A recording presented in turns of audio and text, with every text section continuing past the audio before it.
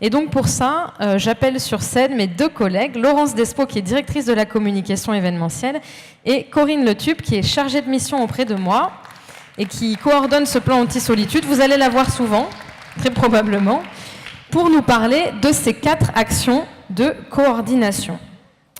Donc, mesdames, on va commencer par Corinne.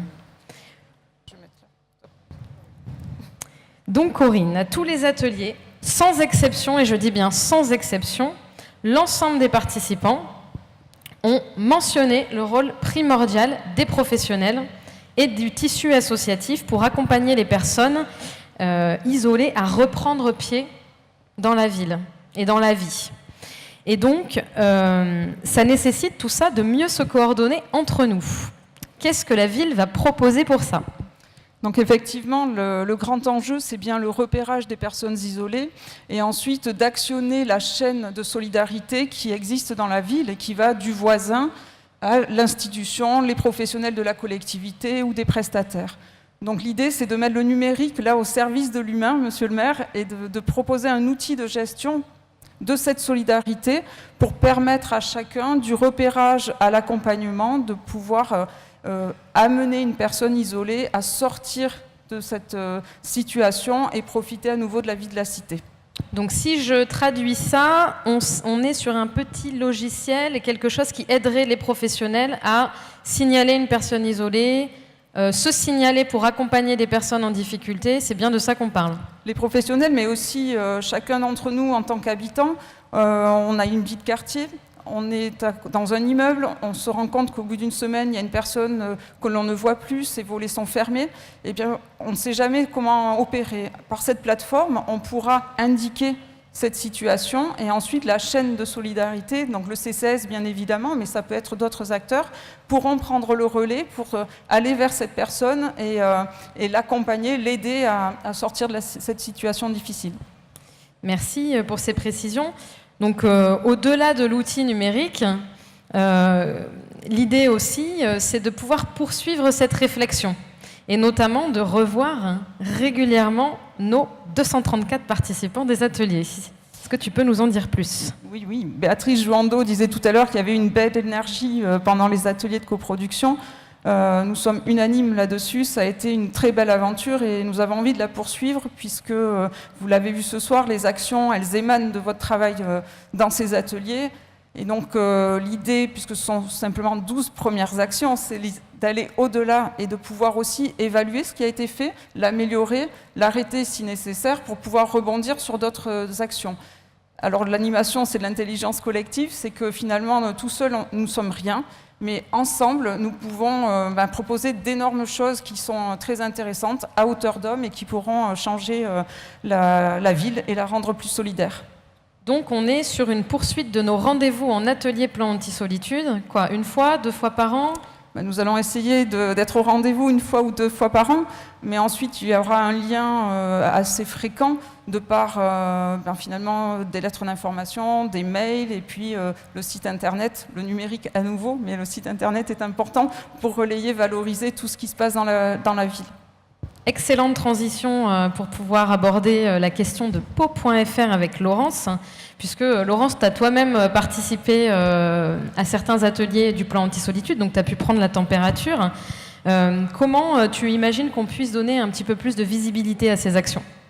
Alors, le premier constat que j'ai fait, c'est vrai que c'est ce qui a été dit en introduction, c'est qu'il y a beaucoup d'initiatives qui existaient, mais le premier frein, c'est la communication.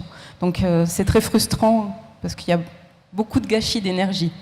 Donc, pour remédier à ça, je pense que la première communication, c'est l'attention aux personnes, très individuellement, parce que c'est compliqué de trouver le remède à toutes ces choses-là.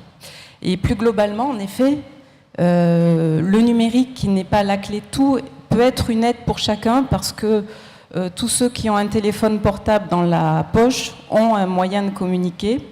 Tous ceux qui ont Internet chez eux et qui peuvent le faire partager ont aussi une manière d'impliquer, de remettre dans une dynamique les personnes isolées. Donc pour ça, en effet, on a un outil qui est Pau.fr, qui est notre site internet de la collectivité, de la ville et de l'agglo. et qui a beaucoup progressé ces derniers temps, donc qui est très riche pour relayer des informations. Donc aujourd'hui, il y a déjà une première chose qui est possible, c'est pour les associations et tous les créateurs d'événements de rentrer les événements qui existent au sein d'un agenda. C'est très simple. Il suffit d'aller sur la home page. J'ai eu encore des demandes il y a très peu de temps, n'est-ce pas, et de remplir un formulaire. C'est très facile. Deuxième chose, sur toutes les idées qui ont été développées pendant le plan anti-solitude, on sent que les choses foisonnent et bouillonnent et qu'il y avait des frustrations à poursuivre l'aventure. Donc dès aujourd'hui aussi sur le site, il y a une possibilité d'aller continuer à déposer les idées, les initiatives qui permettront de poursuivre le plan. Donc voilà, sur le site po.fr, vous tapez anti-solitude, vous allez arriver sur tout ce qui permet de guider et de déposer sa contribution.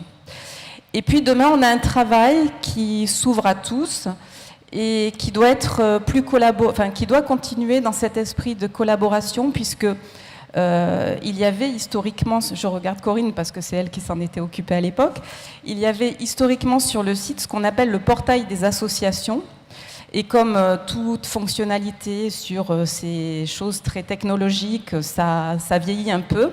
Donc aujourd'hui, où nous sommes en rénovation de tout ce système, il y a une opportunité pour nous de travailler tous ensemble sur ce qui pourrait être utile pour des producteurs d'événements associatifs, petites, grandes, MJC, pour qu'il y ait en fait une entrée unique, parce que c'est ça, la question, c'est toujours de trouver l'information à un seul endroit. Donc on va essayer de ranger cette information au même endroit pour que tout le monde s'y retrouve.